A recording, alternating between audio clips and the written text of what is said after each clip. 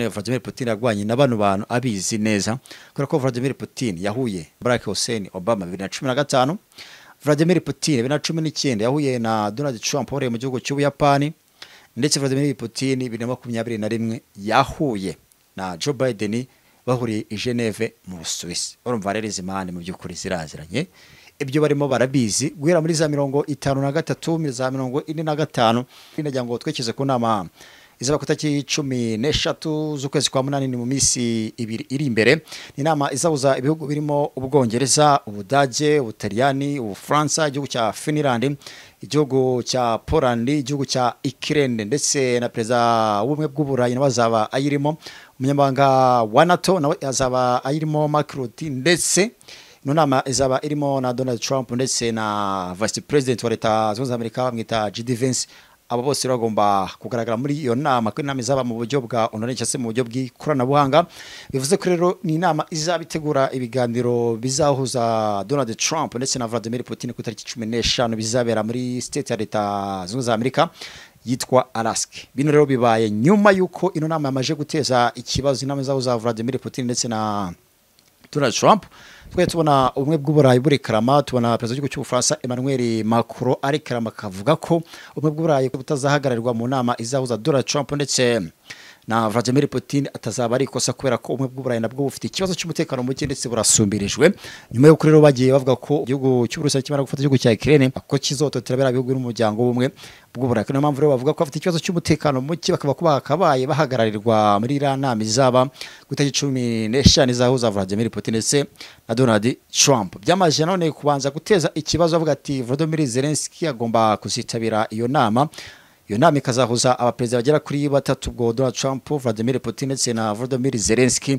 Ariko nanone turi kubona ko iyo gahunda nayihari, ariko nanone mu gihe Vladimir Putin perezida w'igihugu cy'Uburusiya yaragaragaje ko nta kibazo abifitemo, igihe Zelensky byo azaba yasabwe yabyubahiriza ashobora kwitabira iyo nama. Ndetse White House, presidence ya Leta Zunze Amerika yamaje gutangaza ko Donald Trump afite ibitekerezo cyangwa se yifuza ko inama yakabaye izabahuza bombi uko ari batatu, ndetse bakaganira kugira ngo bafate umwanzuro ukemura ikibazo cy'intambara imaze imyaka 3 n'amezi 6. Volodymyr Zelensky rero ko abatari bamutumiye atangaje amagambo akomeye ku munsi w'ejo, aravuga ati imyanzuro izadufatirwa, ngo ndavuga igihugu cya Ukraine, imyanzuro izaba ipfuye mu gihe imyanzuro tusaba twayigaragayemo, ndetse akavuga ko igihugu cy'Urusiya nta kintu afite cyo kugihemba, ntibafite kubahemba amatware yabo, mu gihe rero bavuga ko babateye ndetse bakoze kuba bya gisirikare ku butaka bwabo bishi abaturage benshi b'igihugu cya Ukraine. Rero Volodymyr Zelensky akavuga ko nta kintu afite bahemba igihugu cy'Urusiya, amatware yabo batazigera bayatwara, ndetse ibyo akabihuza n'ibihugu byo mu muryango w'ubumwe bw'Uburayi kubera ko ibihugu byose bishyigikiye ko igihugu cya Ukraine kitagomba gutakaza amatware yacyo habe n'ubutaka na butoya. Ni mu gihe rero ibihugu birimo Ubwongereza, ibihugu birimo Ubudage, Ubutaliyani, Ubufaransa nk'ibihugu bikomeye, ni ibihugu bivuga ko Ukraine itagomba gutakaza amatware n'amatoya ku butaka rero bwafashwe n'igihugu cy'Uburusiya, kubera ko igihugu cy'Urusiya ibice bigera kuri 4 ibice bamaje gufata, ibice birimo Luhansk, ibice birimo Kherson, ibice birimo Zaporizhia ndetse na Donetsk, ibice byamaje no gutora referendum. Ariko nanone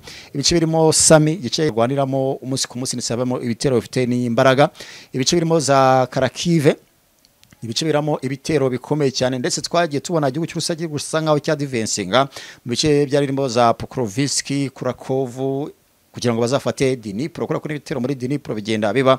Ibyo bice rero byagaragaza ko igihugu cy'Urusiya kugira ngo cya divense gise nkaho gifashe Dnipro, kimara gufata Dnipro bizasa nkaho bizatabyoroha kuba bakwataka Kiev, ndetse birangira igihugu cy'Urusiya nkuko babitekerezaga cyangwa se mu mizo ya mbere bagiye gufata igihugu cya Ukraine cyose bakora ibikorwa bimeze nko muri ubwo buryo. Ariko none igihugu cy'Uburusiya cyasemo gufata biriya bice nk'ibice bikomeye cyane, kubera ko abantu bavuga ati igihugu cy'Uburusiya gute cyagumye muri biriya bice bafashe mu mizo ya mbere ku itariki 3 z'ukwezi kwa 9 2022, barateye ku itariki 24 z'ukwezi kwa 2 mwaka 2022.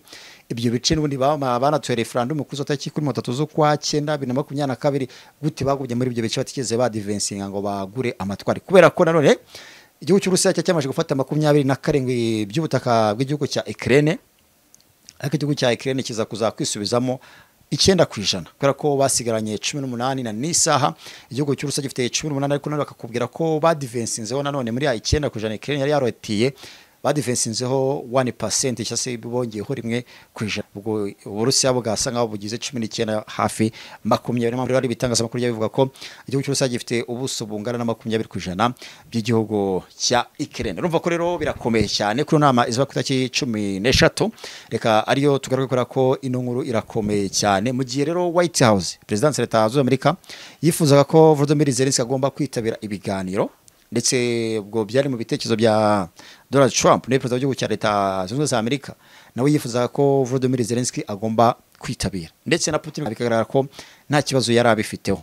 Birasa nkaho rero inama ishobora kuzahuza abana ba perezida batatu, Volodymyr Zelensky, Vladimir Putin ndetse na Donald Trump. Ni ibintu bishoboka cyane, ariko nanone tugarutse kutaki 13 inama izahuza abayobozi bakomeye cyane, ngo ndavuga perezida w'ubumwe bw'Uburayi, tugashyiraho umuyobozi wa NATO Mark Rutte, tugashyiraho Donald Trump, tugashyiraho JD Vance vice president wa Leta z'Amerika Amerika, tugashyiraho Ubufaransa, Ubudage, Ubutaliyani, Poland na Finland ndetse n'igihugu cya Ukraine. Urumva ko rero ibihugu byose biri mu ntambara kano kanya bizabanza bikore inama kugira ngo bazemeze n'ubundi bagira ibyo bemeranya, kugira ngo ibiganiro hagati ya Vladimir Putin ndetse na Donald Trump bizagire ku musaruro cyangwa se Donald Trump ukavuga ko agomba gukemura ikibazo cy'umutekano mu gihe ikibazo cy'intambara imaze imyaka 3 agomba kugikemura nk'uko yabiharaniye, nk'uko avuze ko aricyo kibazo kimuraje ishinga, ndetse yabisezanije abantu bose abaturage b'isi yose kazakemura kiriya kibazo mu gihe cy'amasaha 24 ntibyakunda, bigenda bisa nkaho bigenda bipendinga. Ndetse Donald Trump kugira naho ahura na Frederick Merz mu kwezi kwa gatandatu Chancellor w'Ubudage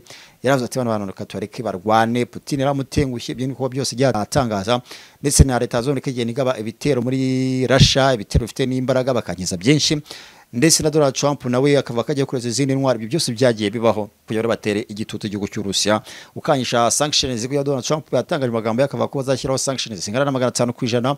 Ejo bundi agatangaza ko ashyize iminsi 50 sanctions zizaba 100% kubakorana n'igihugu cy'Uburusiya, ndetse abafatanya bikorwa b'imbere ndavuga Ubushinwa ndetse n'igihugu cy'Ubuhinde bakava ko bazashyirwaho sanctions zingana n'100%. Umaze igihe wibaza uko wabona uruhushya rwo gutwara imodoka vuba kandi mu nzira zizewe, Mwarimu Clement agufitiye igisubizo. Reka mpere kuri provisoire. Kwa Mwarimu Clement wiga hagati y'iminsi 4 n'7 ukajya gukora. Akarusho nuko wishyura umaze gutsinda, kandi gutsindwa byo ntibishoboka wigishijwe na Mwarimu Clement. Mwarimu Clement iyo bishatse gusanga aho uri akaba ari kwigishiriza amategeko y'umuhanda. Hanyuma y'ibyo byose yanabateguriye website yo kwitorezaho ibizamini bya provisoire ariyo y3.mwarimuclement.com. Niba ushaka uruhushya rwa burundu rero, Mwarimu Clement akwigisha mu gihe cy'ukwezi kumwe, ukaba ufite ubushobozi bwo gukora ikizamini ugatsinda, ndetse ufite n'ubushobozi bwo gutwara imodoka aho ariho hose. Kuri iki cyiciro mugirana amasezerano mu kwishyura. Ushobora kwishyura mbere cyangwa nyuma yo kubona permis, ibiciro bigenwa n'amahitamo yawe. Hamagara 0782483722 usobanuza ibirenze ibi. Ibyo byose byo twagiye tubona, ndetse ariko bitigeze bitera igitutu igihugu cy'Uburusiya, kubera ko nko mu gitondo inkuru yanditse ku gitangazamakuru cya TASS cyo mu Burusiya, wungirije minisitiri w'abanyamahanga w'igihugu cy'Uburusiya yatangaje amagambo akomera avuga ati Donald Trump yafashe nuclear submarine ebyiri bazohereza hafi igihugu cyacu cy'Uburusiya, atariko twe nabo tuzigera duhindura amasezerano twagiranye n'igihugu cya Leta z'Amerika Amerika, amasezerano yuko tutagombaga gukora ibikoresho cyangwa se no gukoresha ibikoresho birasa muri kilometero 500 kujya kuri kilometero 5,500, kava ko izo ntwaro impande zombi zumvikanye ko batagomba kuzikoresha, batagomba no kuzereza abafatanya bikorwa babo, atariko Leta z'Amerika Amerika ibyo bintu yabirenzeho, atariko ibyo ni nk'iterabwoba, ariko iyo terabwoba twebwe nago ritureba. Ayo masezerano nago turibuze kuza kwivanamo. Amasezerano yasinywe muri za 87 yasinywe hagati ya Perezida Mikhail Gorbachev ndetse na Perezida wa Leta zunze ubumwe za Amerika wari icyo gihe amwita Ronald Reagan. Ayo masezerano rero bakava kuri Leta zunze ubumwe za Amerika yarenzeho, ndetse Donald Trump niwe yarenzeho 2019 yoreza intwaro mu gice cya Asia, ndetse yagiye atanga ibikoresho muri za Philippines, muri Australia, ahantu hose, ndetse ibyo bikoresho byari kugira ngo bizarwane n'ubundi muri bigobe byose Black Sea hariya hose, ndetse bizanure kwataka igihugu cy'Uburusiya in case byaba bibaye ngombwa. Rero urumva Leta z'Amerika Amerika niwe yarenzeho, ndetse Leta z'Amerika yagirenga ku masezerano menshi arasinywe muri za 92 yuko nagomba kuvogera ikirere cy'undi. Igihugu cy'Uburusiya kiyobowe n'uwitwa Boris Yeltsin, amasezerano yuko Leta z'Amerika itagombaga kuvogera ikirere cy'Uburusiya byarangiye rero ibikoze. Urumva rero ni ikintu gikomeye, ndetse Leta z'Amerika yagaragaje ko igenda yica amasezerano umunsi ku munsi. Rero izo mpande zombi ziri buze kuza kuganira, ndetse kuza kuganira kwazo mu gihe byari byamaze guteza ikibazo avuga ati ubumwe bw'uburayi buzaba buhagarariwe muri iriya nama kandi bakabaye bahagararirwa nk'abarundi babizi neza ko basumbirijwe n'ikibazo cy'umutekano. Ubwo rero bagiye gukora inama yabo ndetse ibizavamo nibyo bizajyanwa mu biganiro bizahuza Vladimir Putin ndetse na Donald Trump. Binashoboka ko n'ubundi Volodymyr Zelensky ibyo yabaganira Leta z'Ubusa Amerika n'umuryango w'ubumwe bw'uburayi bishobora kurangira hari ku itariki 13 kubera ko bashobora kuganira ndetse bakagira ibyo bakamwumvisha ko ubutaka bugomba guhabwa igihugu cy'Urusiya kubera ko Donald Trump yatanze uburyo bugera kuri butatu. Yavuze icyitwa swapping deals, igihugu cy'Urusiya gishobora guhindurirwa amatwari gifite kano kanya. Akavuga ko igihugu cy'Urusiya gishobora gutanga amatwari gifite kano kanya kigareza igihugu cya Ukraine. Icyo gisinzi ngo Urusiya babahaye iki. Atanga indi proposal bati igihugu cy'Urusiya none gishobora kuba cyasigarana amatwara n'undi bafite kano kanya. Leta z'Ubusa Amerika igatanga umutekano mu gihugu cya Ukraine nk'ingurane n'ubundi y'ubutaka. Kandi none twabibonye mu gihugu cy'abaturage, igihugu cya Repubulika ya Demokarasi ya Kongo, nuko Felix Antoine Tshisekedi yatanze ubutaka bwe ku ngurane n'ubundi y'umutekano kubera ko yitangiye amabuye y'agaciro. Atanga igihugu ko bagomba kuza kucyexploiter, bagomba kuza gucukura amabuye y'agaciro ku kigero kinini cyane. Impande zombi zigira amasezerano y'imyaka igera kuri 15 ndetse bakazashora billions zigera kuri 500 z'amadolari mu bikorwa remezo ndetse bagatwara trillions zigera kuri 7 z'amadolari. Leta z'Ubusa Amerika rero nuko ikora, ariko none mu gihugu cya Ukraine isa nkaho yarakoze ibitandukanye kubera ko bari bagiranye amasezerano no gucukura amabuye y'agaciro mu gihugu cya Ukraine ndetse bakabahereza 50% bagatwara 50% kugasigara percentage zo kugira ngo bagiye basana ibikorwa remezo ndetse n'imishinga bafitanye yo gukomeza gukora drones ikomeze. Numva ko Leta z'Ubusa Amerika n'uburyo isanzwe ikora, ariko none igihugu cya Ukraine numva bazacyumvisha Volodymyr Zelensky bamwumvishe. Kandi nk'umuperezida wundi wagaragaye avuga ko akunda abaturage ariko ugasanga bujya kunamo abaturage ntago bisobanutse kubera ko igihugu cya Ukraine cyatakaje abasirikare benshi, cyatakaje abaturage benshi ku kigero kinini cyane ndetse igihugu cya Ukraine baragishutse. Volodymyr Zelensky waje kuyoza nk'igikoresho biragira abaye umugambanye ku gihugu cy'Uburusiya. Ariko nanone igihugu cy'Uburusiya kivuga ko kitazigera kimanika amaboko, ibyo bitazigera binashoboka ndetse abantu bose babasesenguzi abantu bagiye batangaza ko intambara ya Ukraine n'undi n'Uburusiya kugira ngo izarangire nuko igihugu cya Ukraine kigomba kuzamanika amaboko. Ariko none igihugu cya Ukraine kiri kugaragaza ko kidashaka kumanika amaboko, kikugaragaza ko kidashaka kurekura amatwari n'amatoya ndetse bakavuga ko bagomba kugumana amatwari yabo no kugera kuri Crimea bafashe umwaka wa 2014. Bigata bigaragaza ko rero intambara n'ubundi nta kibuze kuza kwihagarika. Nimba Volodymyr Zelensky atari kwemera, ese Donald Trump we uri kuvuga bino bice bigera kuri 4 igihugu cy'Uburusiya gifite kano kanya, bino bice bigera kuri 4 igihugu cy'Uburusiya gifite kano kanya, babizenza ko bagiranye amasezerano y'amabuye y'agaciro bagomba gucukura mu gihugu cya Ukraine ndetse amenshi ari muri ibyo bice birimo bya Donetsk, za Luhansk, akuri bice bikungaye ku mabuye y'agaciro ndetse birimo inganda zikomeye za nuclear energy. Ese ayo matwari bazayarekera igihugu cy'Uburusiya kubera ko umuntu wese ashobora gutategeka akavuga ati ubundi kubera iki gihugu cy'Uburusiya cyafashe amatware ane akore atora referendum ndetse cyo gice cya Donetsk cya se uvuge Donbass, igice gikomeye cyane ku buhinzi gikungaye ku bintu byinshi. Kuki rero igihugu cy'Uburusiya cyagumye muri ari amatware? Ese nuko cyacitse imbaraga, nuko kitashatse kugera Kiev, nuko Ukraine baje bakereza ubushobozi ku gihugu cy'Uburusiya kitashobora kugera Kiev? Ese ibitero igihugu cy'Uburusiya cyagiye kigaba, ese nibwo baje bagashyiraho landmine ku itariki 19 z'ukwezi icyo gihe kwa 11 2024 ku bwa Joe Biden, Ukraine itajya gukoresha amataki masi bagakoresha n'amalandmine bagatega ubutaka bwinshi. Ibyo byatumye igihugu cy'Uburusiya kitadivancinga. Ese niko bimeze? Cyo gihugu cy'Uburusiya cyahise ngo yango gitanga umutekano mu matware kirimo cyase cyafate 100% kubera ko batari bayafashe 100%. Ese byaba ariko bimeze? Uburusiya bwabuze imbaraga bugira i Kiev cyangwa Vladimir Putin ahinuye imirongo migari ahitamo kugira ngo arwane yizigamye kubera ko yarabizi neza ko azagwana n'umuryango w'ubumwe bw'Uburayi kubera ko ibihugu byose biramurwanya. Ibihugu birimo za Finland, ibihugu birimo bya Latvia, ni ibihugu bisa nkaho bishaka kuba ku Burusiya kabako bifite ibitwaro bya kirimbuzi. Vladimir Putin adakwiye gukangisha ibitwaro bya kirimbuzi kandi babizi neza ko atari ibihugu byahagarara imbere y'Uburusiya. Uburusiya ni igihugu gikomeye cyane ndetse no kwa Emmanuel Macron agaragaje ko Uburayi n'ubutaza guhagarirwa mu nama izahuza Vladimir Putin ndetse na Donald Trump. Ibyo bintu bitazaba biri fair yakora ko bafite ikibazo cy'umutekano. Urumva icyo kintu kwa baranakemeye bakumva ko icyo kintu gishoboka no kwabize neza ko igihugu cy'Uburusiya gikomeye cyane ndetse gifite imbaraga nyinshi. Kandi igihugu cy'Uburusiya numva gifite n'ubuso miliyoni 17 km kare, barota n'undi ubumwe bw'Uburayi cyase muri Europe barabarota. Kora ko bafite ubuso bungana n'ibihumbi 10 km kare. Urumva rero bagomba kugira imugenge ndetse barabizi neza umwe kuri umwe nawe ushobora guhagarara imbere y'igihugu cy'Uburusiya. Ariko nanone Ubwongereza bwikuye umuryango w'ubumwe bw'Uburayi, Ubwongereza afite amatware angana n'ubuso kilometero kare miliyoni 35. Ni igihugu gikomeye cyane, ariko utajya wumva uruhare rwabo cyangwa se utajya wumva uburyo bagira uruhare mu bintu by'intambara mu buryo bw'uribona ko ibintu byabo basa nkaho babikora mu buryo butuje cyane. Ariko none Ubwongereza ni babi cyangwa se nibo bantu n'ubundi bari inyuma y'ibintu byose, kubera ko ku itariki 8 twabonye J.D. Vance akaba ari vice president wa leta z'United America yahuye na minisitiri w'abanyamahanga w'Ubwongereza mwita David Lammy, banaganiriye na Volodymyr Zelensky.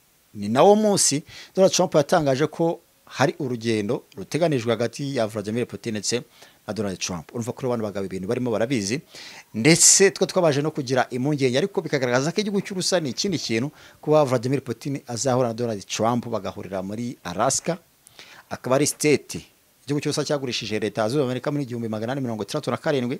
Urumva hashize igihe kinini bakigurishije n'amafaranga make. Impande zo muri batazakora ingendo ndende, kubera ko nibice bombi bizaborohera kugerayo. Ariko nanone Vladimir Putin bavuga ngo yashyiriweho impapuro zotabwa muri yombi na International Criminal Court na ushobora guhagarara imbere y'Uburusiya.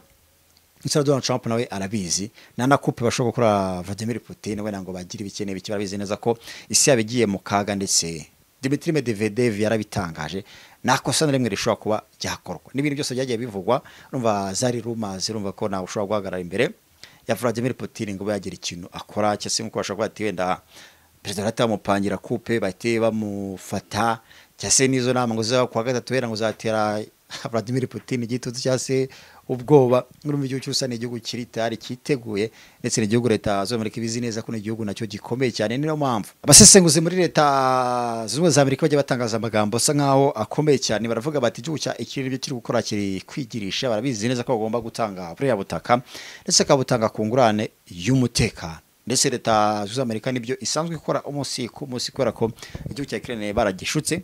Igihugu cya Ukraine kivuga ko gishaka kujya mu muryango wa NATO. Ibyo byabigize rero ikibazo ku gihugu cy'Uburusiya.